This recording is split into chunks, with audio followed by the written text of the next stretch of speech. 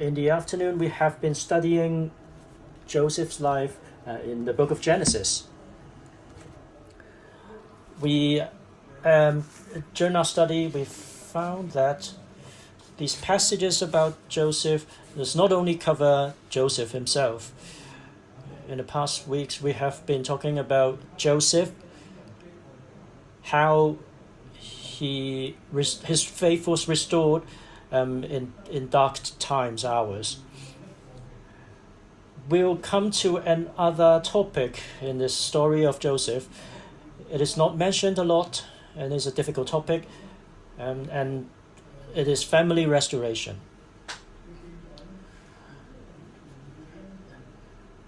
In the recording about Joseph,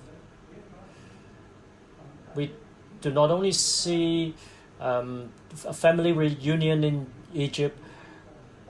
God preserved this family that they would not die from starvation. God also restored this family. We mentioned it before. We want to come back to this. There are three parts in this message.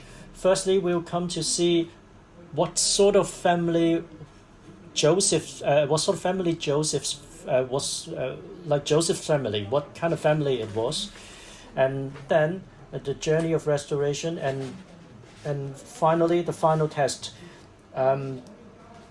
how Joseph's brothers went through this test. Firstly, we go back around 30 years to look at this family. 30 years. How was this family like 30 years ago? It was a dysfunctional family. There were a lot of issues. If you have the scripture, the Bible, let us turn back and look at his family. We know that Jacob had 4 wives. There were a lot of problems, and this polygamy led to a lot of problems in the scripture. If we go back to Genesis chapter 29, we see that all problems found their roots in this here. We remember Jacob worked for his uncle. He wanted to marry Rachel, but he was deceived. He first was married to Leah, the older sister. He had to work another 7 years in order to marry Rachel. We come to chapter 29, verse 31. Because of this, when Jacob married Leah, we found that Leah was unloved. So verse 31, chapter 29. When the Lord saw that Leah was unloved, he opened her womb. Firstly, there were wives in his family, and there were those who were favored, who were loved, and those who were unloved. Then there were this conflict for love, for power. We see that Leah was a pious woman. She gave birth to 4 sons, and the names of 3 of the sons refer to Jehovah. We don't have time to look in detail, but let me mention in passing. The first one is Reuben.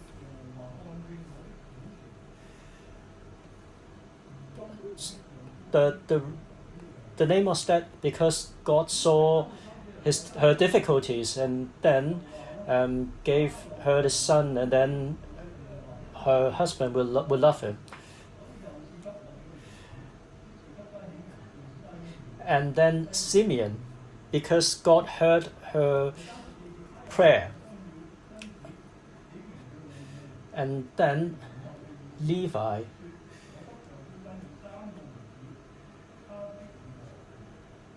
and the Levi's meaning was union.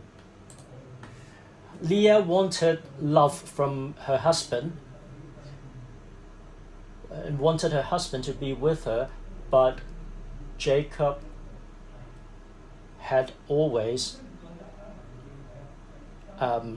loved Rachel. And we come to verse 35, and she conceived again and bore a son and said, now I will praise the Lord. Therefore she called his name Judah. God especially blessed Leah, and she gave birth to 4 sons. Rachel was barren. Rachel started to envy after she saw Leah bearing 4 sons. Although she was loved by Jacob, but she was barren. In that time, it was like a sign of having no blessing from God. Then we come to chapter 30.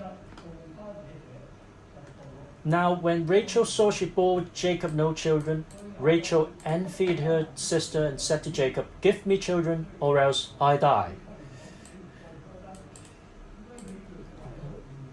Of course, this complaint was directed to Jacob, and then Jacob's anger was aroused against Rachel, and he said, am I in the place of God who has withheld from you the fruit of the womb? So there were quarrels. Then Rachel used an alternative way, like Abraham did. So verse 3 of chapter 30. So she said, here is my maid Bilhah. Go into her, and she will bear a child on my knees, that I also may have children by her. She then gave her maid to Jacob. This is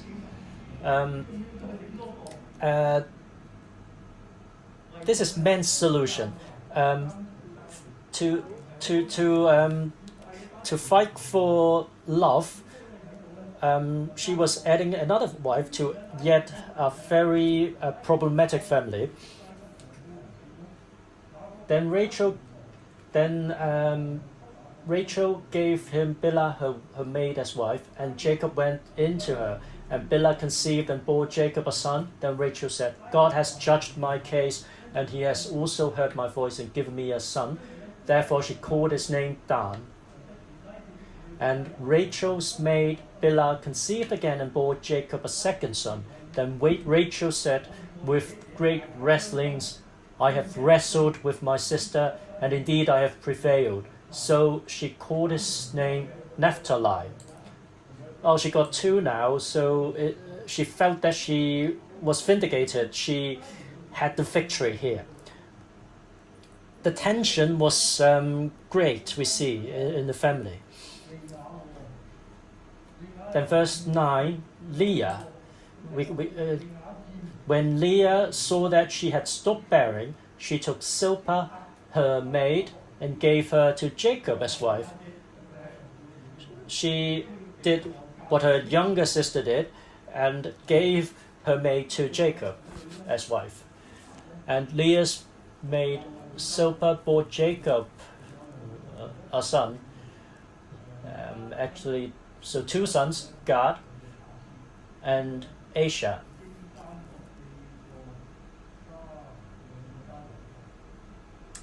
So here we see Jacob had 8 children up till now. Verse 14. Now Reuben went in the days of wheat harvest and found mandrakes in the field, and brought them to his mother Leah. Then Rachel said to Leah, please give me some of your son's mandrakes. But she said to her, is it a small matter that you have taken away my husband? Would you take away my son's mandrakes also? As for mandrakes, we see there was fighting. Leah was the first wife.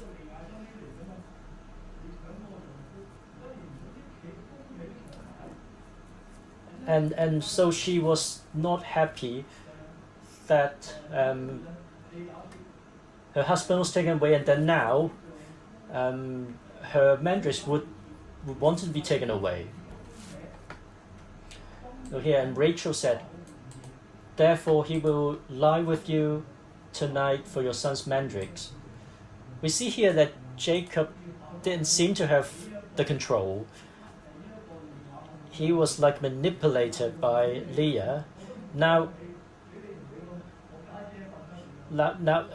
was like manipulated. Like Rachel allowed Jacob to go in with her sister. We see here conflicts, competition.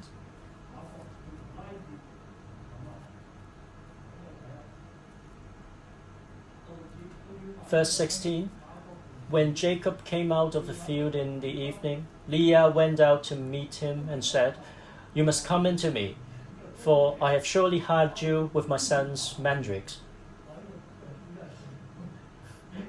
It seems like a very painful husband. It was like selling. It was like a transaction. It is God's blessing that two people join together as one. We see here now that there were 4 wives and a lot of problems. So then, and Jacob lay with Leah that night. I would suppose that Leah was praying. She was a pious person, and she kept praying and was not always in competition with her sister, did not actively engage in that. So verse 17, and God listened to Leah, and she conceived and bore Jacob a 5th son. Leah said, "God has given me my wages because I have given my maid to my husband." So she called his name Issachar. Then Leah conceived again and bore Jacob a 6th son, and Leah said, "God has endowed me with a good endowment. Now my husband will dwell with me because I have borne him 6 sons. So she called his name Zebulun. Afterwards she bore a daughter and called her name Dinar.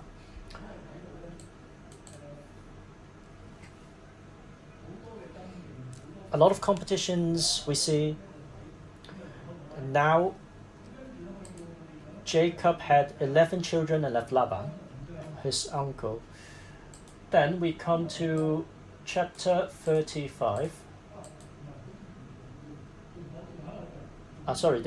We haven't mentioned another son. That there were a lot of children. We go back to Genesis chapter 29. Genesis chapter 30, verse 22. The 11th son, the most important.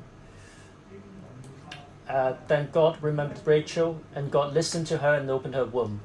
Rachel had not had a child, and God listened to her prayer, and she conceived and bore a son and said, "God has taken away my reproach." So she called his name Joseph and said, "The Lord shall let to me another son."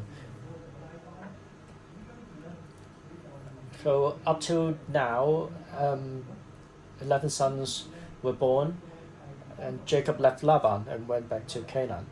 If we go to chapter 35, we've covered how he encountered Esau, and we come to verse 16 of chapter 35. Then the journey from Bethel. So after he built an altar in Bethel, according to God's command, and now they journey from there. And when there was but a little distance to go to Ephrath, Rachel labored in childbirth, and she had hard labor. So Rachel died after giving birth to this youngest son.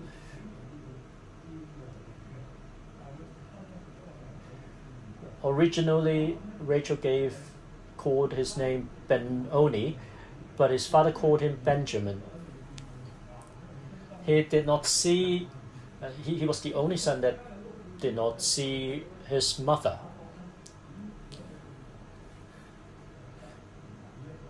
We kind of understand why Jacob treated Joseph and Benjamin in a more favorable way. Joseph was growing up, and so Jacob loved him, and then Joseph was thought to have died, and Benjamin was growing up. So Jacob kind of projected his love for Rachel to her two sons. Now we can go to chapter 34, the incident of Dinar. Dinar was the sister, Jacob's daughter, the youngest child of Leah.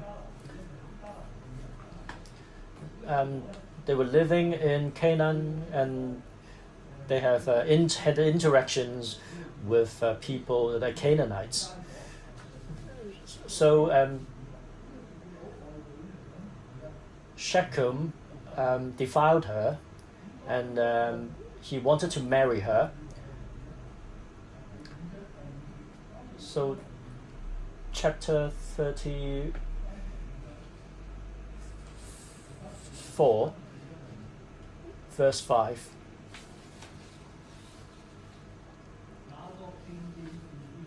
And Jacob heard that Shechem had defiled Dinar, his daughter. Now his sons were with his livestock in the field. So Jacob held his peace until they came.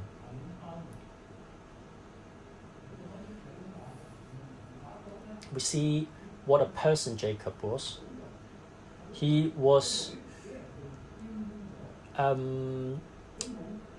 it was like he did not had a decision of what to do. He was waiting for his sons to sort of deliberate. 6 sons were born by Leah, and Dinar was Leah's daughter. So Jacob did not want to take up his responsibility as the Lord over the house. And he was waiting for his sons to deal with the matter. So 2 sons we see here in verse 13. But the sons of Jacob answered Shechem and Hamor his father and spoke deceitfully, because he had defiled Dinar, their sister. Here, they were setting a trap. They were telling them to be circumcised because they were foreigners, and when after they got circumcised, and they were suffering from the pain, and then Simeon and Levi went in and killed all the male in that city, and took a lot of things, and took a lot of things as their possession. It was like a massacre. Of course, those people had to took responsibility for defiling their sister, but they had no right to kill all those people and took plunder of their wives and children. We come to verse 30. Then Jacob said to Simeon and Levi, "You have troubled me by making me obnoxious among the inhabitants of the land, among the Canaanites and the Perizzites. And since I am few in number, they will gather themselves together against me and kill me. I shall be destroyed, my household and I."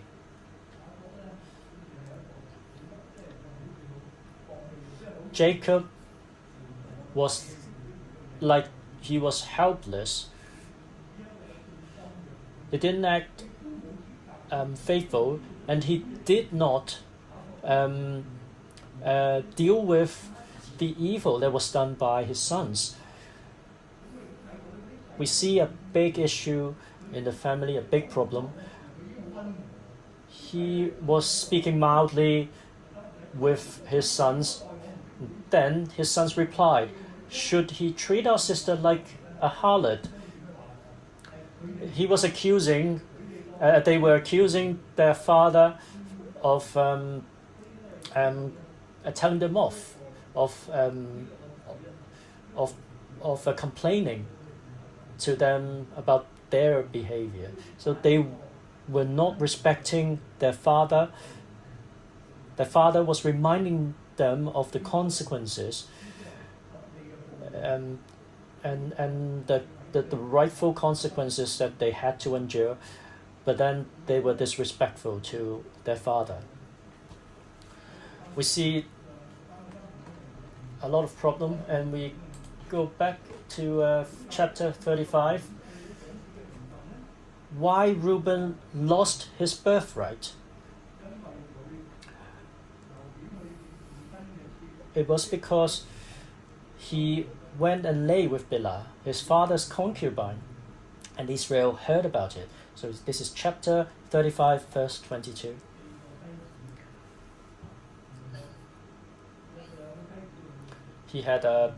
Jacob had 2 wives and 2 concubines,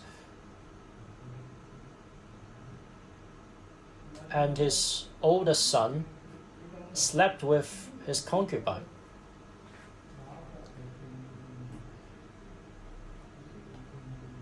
Jacob heard, and it was like he didn't do much about it. Of course, he took away the birthright, he did something, but it seems that Jacob could not deal with these family problems too much. Then we go to chapter 37, and we would understand why there was so much problem, and how these problems extend to the generation of Jacob's sons.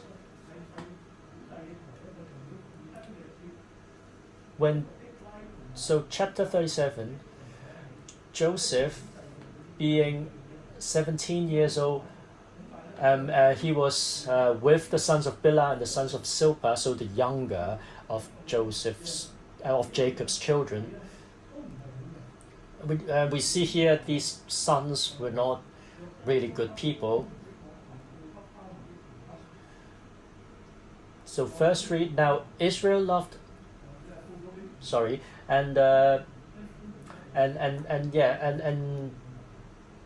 continuing in verse 2, and Joseph brought a bad report of them to his father. So it seems that his father did not deal with the problem much. The scripture does not have this record.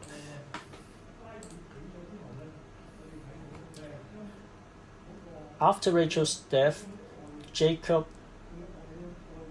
expressed his love for Rachel on Joseph. So verse 3, now Israel loved Joseph more than all his children, because he was the son of his old age. Also he made him a tunic of many colors. Benjamin was very small, and Joseph was like was a child already, so we see here, and I think the brothers also saw that their father loved Joseph more than the others. And so, verse 4, when his brothers saw that their father loved him more than all his brothers, they hated him and could not speak peaceably to him. They wanted to kill him at first, but eventually sold him to Egypt. We see a dysfunctional family.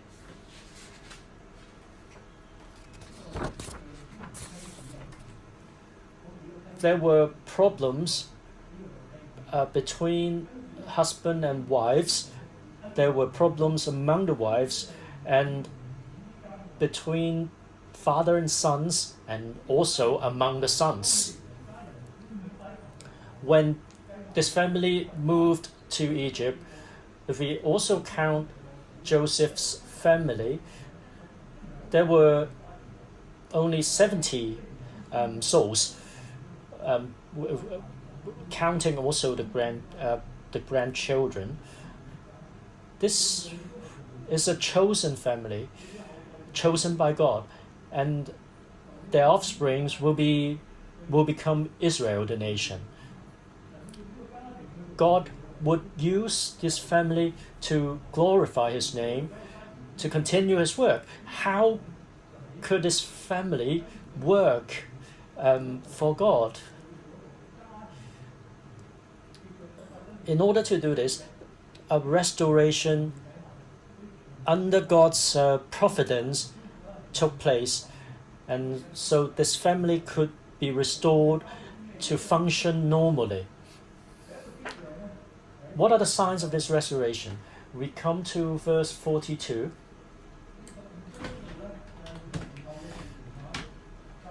This is 20 years later. A lot happened within the 20 years.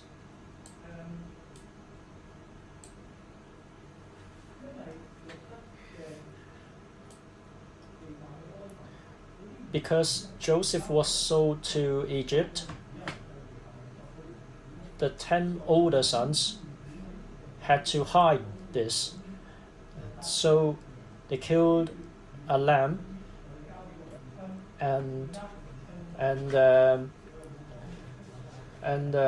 stained the tunic with the blood, and had the tunic brought to their father, and they did not say Joseph was killed, but the father inferred this from the evidence.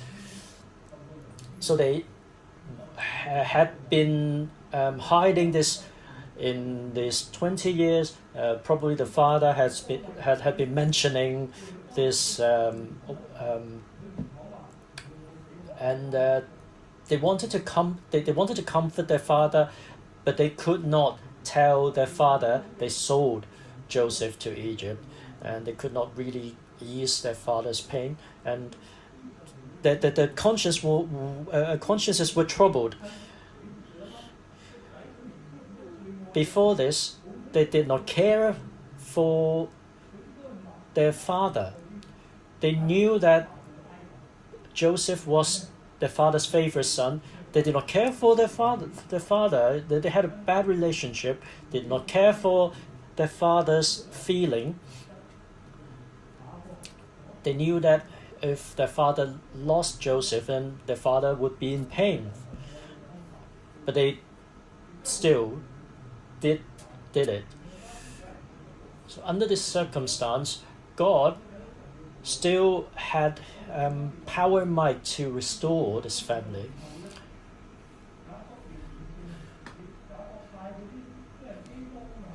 So 20 years later, as we studied, Jacob sent his sons to buy food because of the famine. He sent 10 sons. Chapter 42.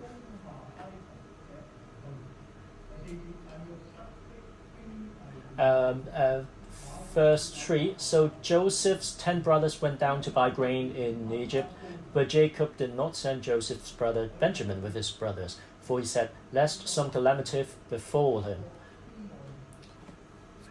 20 years ago, Jacob loved Joseph more than other sons, and now he loved Benjamin more than the others, and made his preference very public still. Benjamin had grown up, probably in his 20s, and Jacob spared him from journey. The brothers obeyed and did not complain, did not ask why Benjamin did not need to go.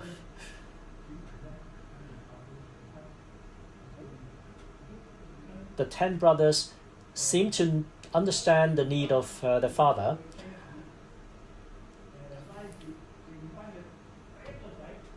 So Benjamin was the only surviving son of Rachel, and over the past 20 years, the pain that Jacob experienced, they felt and they understood. So they did not complain, and the 10 of them were told to go to Egypt, and then they went. Come to verse 20. We've studied this a while ago, but then we are not employing this sort of perspective. When Joseph accused them of being spies, Joseph told them that he would lock up all but one.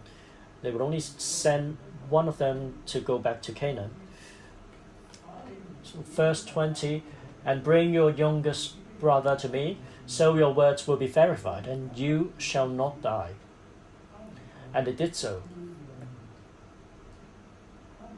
Then they said one to one another, we are truly guilty concerning our brother, Joseph, for we saw the anguish of his soul when he pleaded with us, and we would not hear. Therefore this distress has come upon us. And Reuben answered them, saying, did I not speak to you, saying, do not sin against the boy? And you would not listen. Therefore, behold, his blood is now required of us. Over the past 20 years, they lived in this fear. They knew they sinned against God, they sinned against their brother and their father. They hid the fact. But now, not only one, but all brothers confessed that they sinned. And now, it was reasonable for God to require this from them.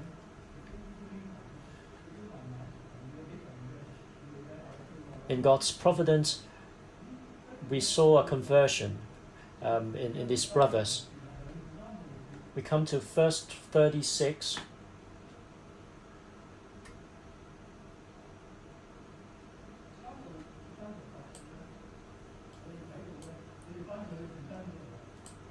They went back to Jacob, their father, and told their father they would need to bring Benjamin down to Egypt. And then Jacob, their father, said to them, you have bereaved me. Joseph is no more, Simeon is no more, and you want to take Benjamin. All these things are against me.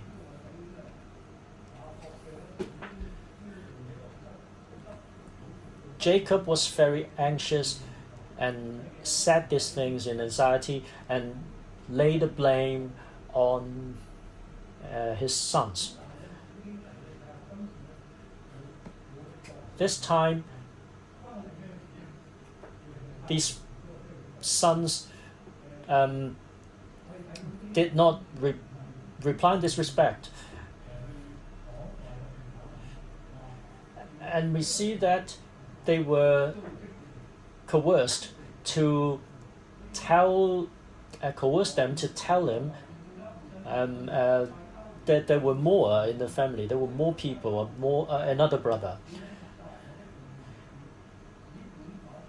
Then we come to verse 37. Then Reuben spoke to his father, saying, kill my two sons. If I do not bring him back to you, put him in my hands, and I will bring him back to you. So he was pleading his father, and even went so far to lay down a commitment. verse 38, but he said, my son shall not go down with you. My sons, and he was like separating Benjamin. For his brother is dead, and he is left alone.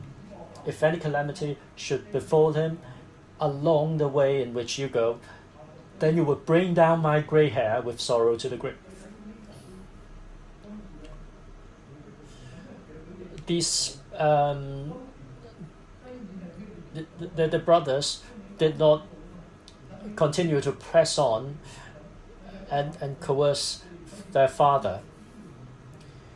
They respected their father's decision, although they thought that this would not be the right way, but they were willing to listen to their father.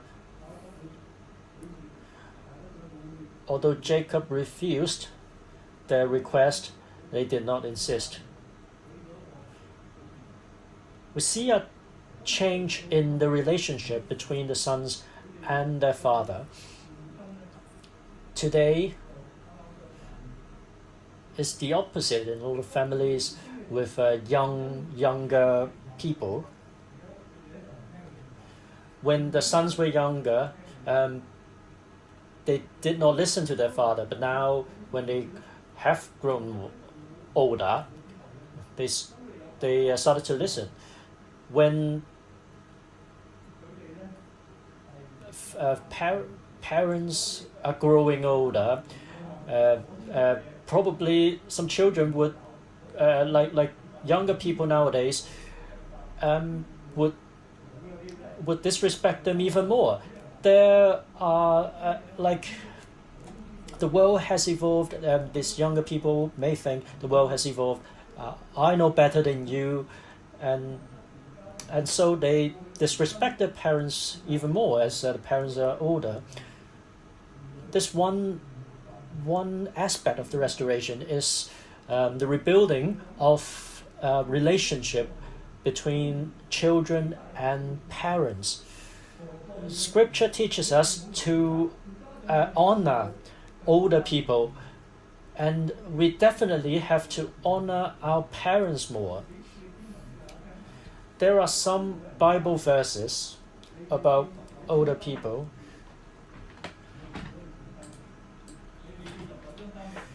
Levi chapter 19 verse 32.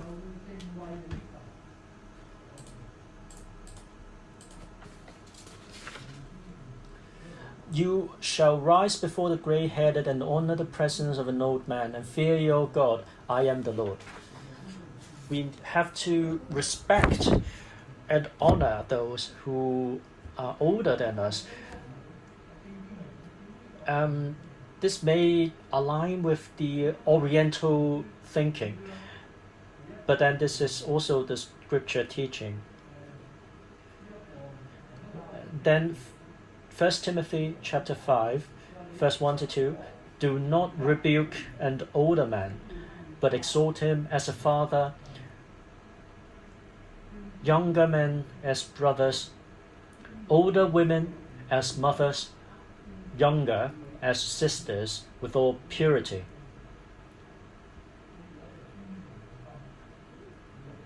We need to honor and respect the older people. 1 Peter chapter 5 verse 5, likewise you younger people, submit yourselves to your elders. And yes, all of you be submissive to one another and be clothed with humility. So, for God resists the proud, but gives grace to the humble. Humility is the key here. If you are not humble, you cannot submit and respect others. When it comes to honoring our parents, it is in the Ten Commandments. Exodus chapter 20 verse 12, honor your father and your mother, that your days may be long upon the land which the Lord your God is giving you. this is the moral law that was given by God. It's not like young children need to honor parents, but as we are older, we also need to honor our parents. So Jacob's sons, they already had their sons. They still needed to honor their father and mothers. So here and also Ephesians chapter 6 verse 1, and this is God's commandment, not man's commandment. So children, obey your parents in the Lord, for this is right. Honor your father and mother, which is the first commandment with promise, that it may be well with you, and you may live long on the earth. And you, fathers, do not provoke your children to wrath, but bring them up in the training and admonition of the Lord. Parents had their responsibilities, and then children had to honor their parents. Colossians chapter 3 verse 20, children, obey your parents in all things, for this is well-pleasing to the Lord. Fathers, do not provoke your children, lest they become discouraged. It's very clear in the scripture, we need to honor the elderly, and more so towards our parents.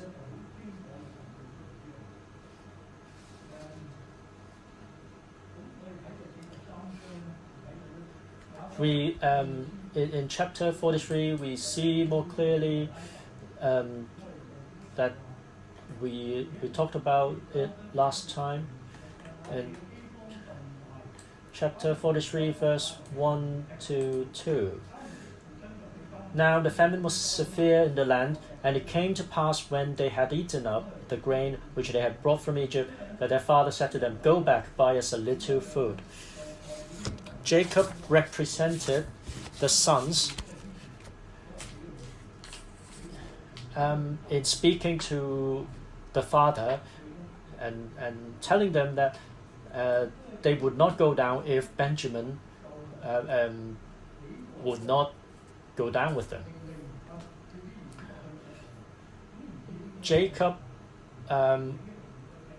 told his sons to go buy some food, and according to the scripture, the sons should have obeyed. But there was a problem they had to solve. The father withheld Benjamin from going with them, and in this the scripture teaches us that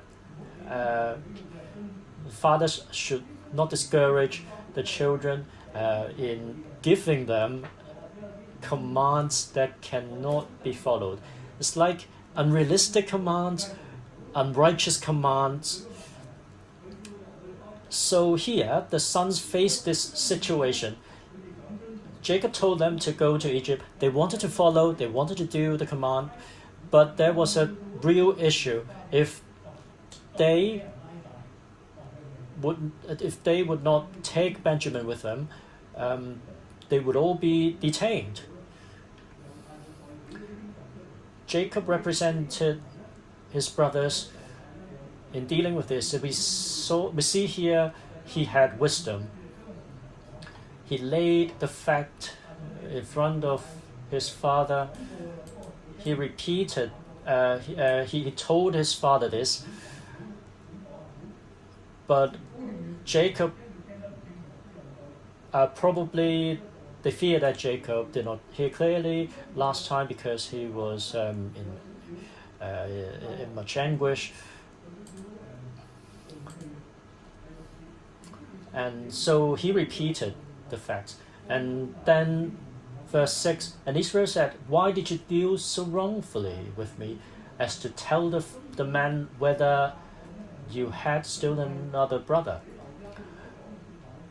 If we look closely, Israel, Jacob was angry. He was accusing his sons of dealing wrongfully with him. But we see here Judah and the brothers calmly responded his father. They were not emotional. They placed the two they placed all the calculations in front of Jacob. They were not assuming a position of knowing more, knowing better, but they placed the two options in front of Jacob. If the father would not send Benjamin with them, they all will die. But if Benjamin would go with them, then they will all live. Sending Benjamin could save a lot of lives. They presented this calmly. They didn't add or subtract anything from this, and they just calmly laid this out. Jacob was God's servant when he listened this, and we saw that this helped Jacob too. We saw a restoration of faith in Jacob. Here we see a restoration of relationship between the father and their sons. Judah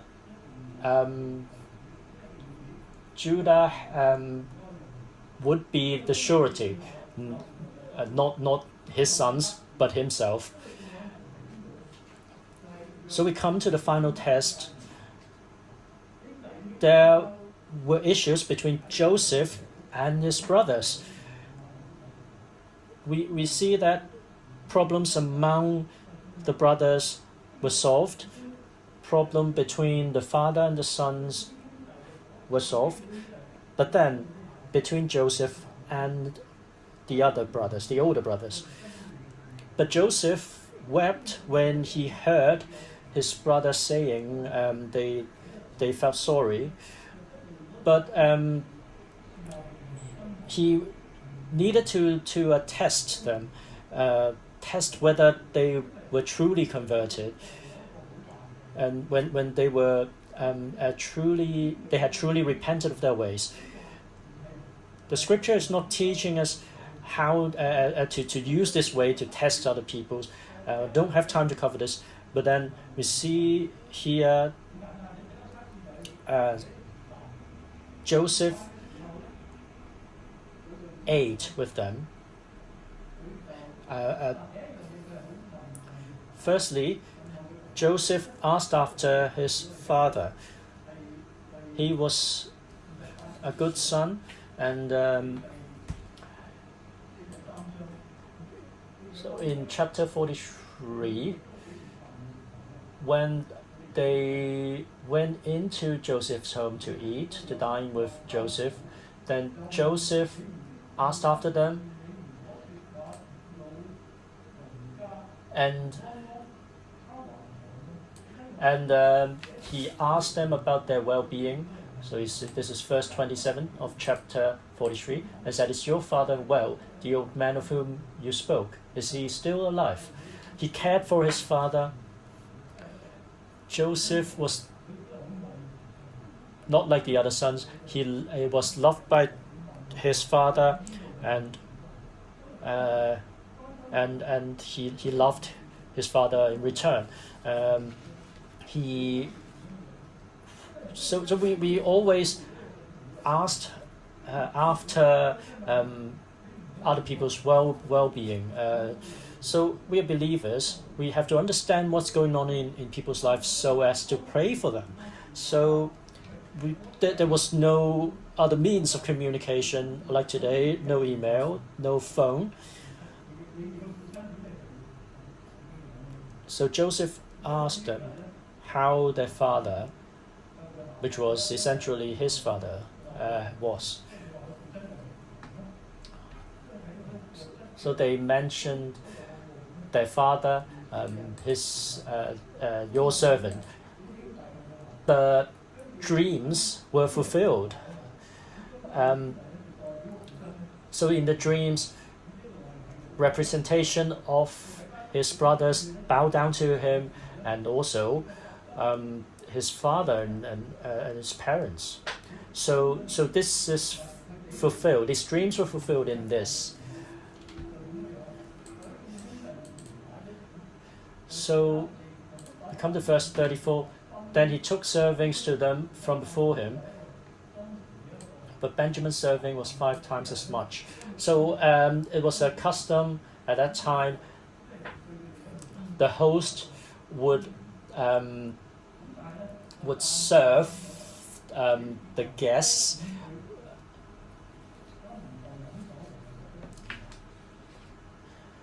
Benjamin's serving was 5 times as much as any of others. So they drank and were merry with him. From the oldest to the youngest, they were made to sit in such an order, and it was very clear in everyone's eyes that Benjamin's portion was greater. Joseph wanted to test the other brothers whether they were still envying the most favored one. He intentionally gave Benjamin more to test whether the brothers were still the same in regards to hating the favorite son. And then he sent them away and put his cup in Benjamin's sack and had people go after them and search their bags. When the cup was found in Benjamin's sack,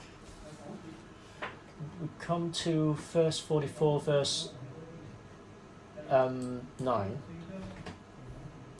Chapter 44, verse 9. With whomever of your servants it is found, let him die, and we also will be my Lord's slaves. Before the searching, the brothers said this to the steward. The steward went out and asked whether they had stolen the lost cup of his masters.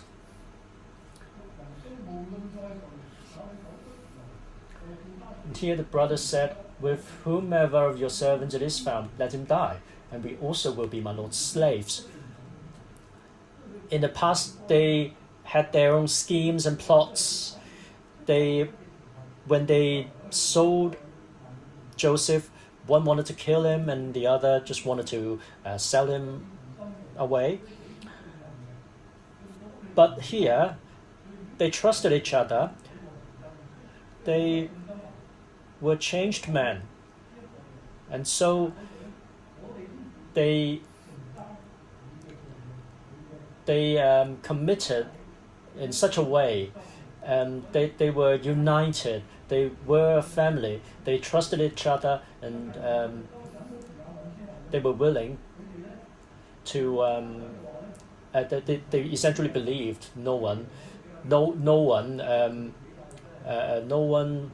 was the thief. They were too confident. They did not think that other people would put things in their sacks like the last time. They'd been through it last time, but then they did not think on that. Then the steward told them that it would not be that serious. We were only bound the one who in whose bag the cup was found. So when the cup was found in Benjamin's sack, then if they were like the other brothers were like before, they did not care for each other, or even the favorite son, they would just let Benjamin be taken and they went on back home. But here, they all went back to Egypt and they pleaded and saying that the life of this lad and their father was tied together, and their father would die if he did not see Benjamin, because Judah promised his father, so he was willing to be taken in Benjamin's place. Judah knew that his father loved Benjamin more than he loved him. This was the fact that he did not challenge his father's love for Benjamin. He accepted this as fact. For his father's sake, for Benjamin's sake, he was willing to sacrifice himself. This is brotherhood. We see here the relationship between the sons and the father. Because of the love for his father, Judah was willing to sacrifice. Because of this, Joseph revealed himself to them and was reunited to them. Today, each family has its own issues. If we trust in the Lord will help us to restore our families, to build up a family that has God's that is loved by God. Let us pray. God, we give thanks unto Thee, for Thou hast set Jacob's family.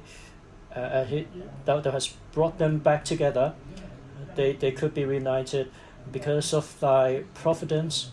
They could love each other. They could be restored. We give thanks unto Thee, for Thou art God with all power. Lord, we need Thy love, Thy grace to restore our families, our relationships with others.